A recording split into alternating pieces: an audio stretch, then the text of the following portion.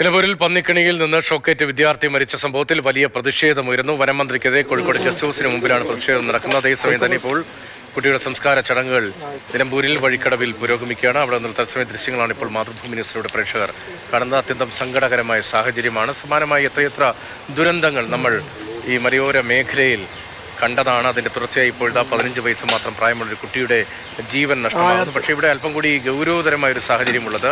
ഇത് മനുഷ്യനിർമ്മിതമായൊരു അപകടമാണ്. പന്നിക്കണി വെച്ചാണ് മൃഗവേട്ട നടത്തി ഇറച്ചി വിൽപ്പന ഉൾപ്പെടെ നടത്തുന്നയാൾ ഒരുക്കിയ കെണിയിൽ കുട്ടികൾ പെട്ടതാണ് എന്നുൾപ്പെടെയുള്ള വിവരങ്ങൾ വരുന്ന കാര്യത്തിലൊക്കെ കൂടുതൽ സ്ഥിരീകരണവും അന്വേഷണത്തിന്റെ ഭാഗമായ വിവരങ്ങളും പോലീസാണ് വ്യക്തമാക്കേണ്ടത്. അവിടുത്തെ നാട്ടുകാർ പറയുന്ന വിവരങ്ങൾ മാത്രമാണ് ഇപ്പോഴും നമ്മുടെ മുന്നിലുള്ളത്. പോലീസിന് പ്രാഥമികമായി മനസ്സിലാക്കിയ വിവരങ്ങൾ മാത്രമാണ് നമ്മുടെ മുന്നിലുള്ളത്. ഈ പന്നിക്കണി സ്ഥാപിച്ചതിനെക്കുറിച്ച് നേരത്തെ തന്നെ KSEB അറിയിച്ചിരുന്നു. 2 ആഴ്ച മുമ്പ് അറിയിച്ചതാണ് എന്താണ് ഈ കുട്ടിയുടെ ഈ ഷോക്കേറ്റ കുട്ടികളിൽ ഒരാളുടെ അമ്മ നേരത്തെ മാതൃഭൂമി ന്യൂസിനോട് പറഞ്ഞത്. അക്കാര്യം മറ്റൊരാൾ അറിയിച്ചിട്ടും KSEBയുടെ ഭാഗത്ത് നിന്ന് നടപടി ഉണ്ടായില്ല എന്നാണ്. അതിനെ ചോദ്യം ചെയ്യുകയാണ് നേരത്തെ CPM നേതാവ് K അനിൽകുമാർ സംസാരിച്ചപ്പോൾ ഉൾപ്പെടെ. രാഷ്ട്രീയമായ നിറം കൂടി നൽകുന്നുണ്ട് നിലമ്പൂർ തെരഞ്ഞെടുപ്പിന്റെ പശ്ചാത്തലത്തിൽ.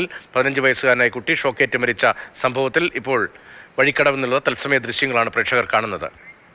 അരുൺ അമൃതനുണ്ട്. അരുൺ, വിവരങ്ങൾ പറയൂ. പ്രതീഷ്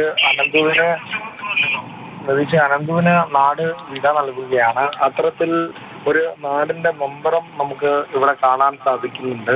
ഇത് ഒരു നാടിന്റെ ജീവൽ പ്രശ്നം കൂടിയാണ്. അതിനൊരു ജീവൻ കൂടി പൊലിയേണ്ടി വന്നു.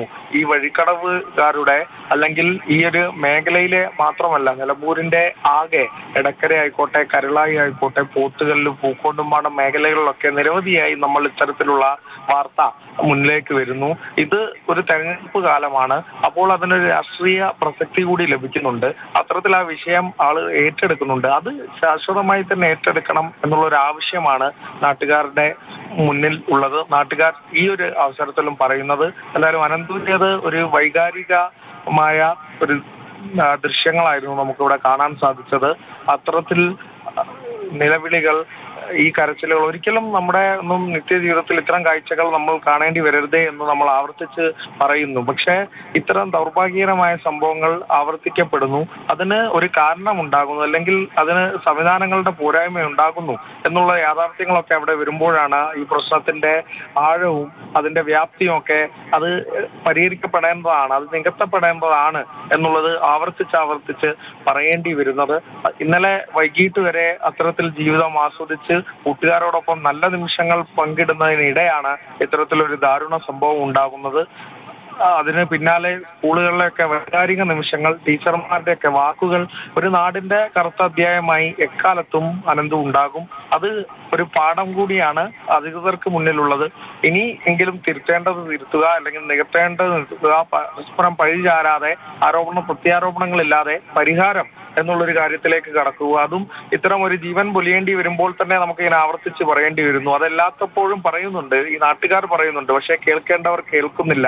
ഇത്തരം ഒരു സംഭവം ഉണ്ടായാലേ ഉണരൂ എന്നുള്ള ഒരു സംവിധാനത്തിൽ നിന്ന് മാറുകയാണ് വേണ്ടത് എന്നുള്ളത് നാട്ടുകാർ പറയുന്നു. അത്യധികം വേദനയോടെ തന്നെ നമുക്ക് ഈ ഒരു സംഭവത്തെ പറഞ്ഞു തീർക്കാൻ സാധിക്കുകയുള്ളൂ. ഒരു 15-കാരനാണ്, പ്രതീക്ഷയായിരുന്നു, ഒരു നാടിന്റെ സ്വപ്നമായിരിക്കാം, അത്തരത്തിൽ ഒരു നാടിന്റെ സ്നേഹനിധിയായിരിക്കാം.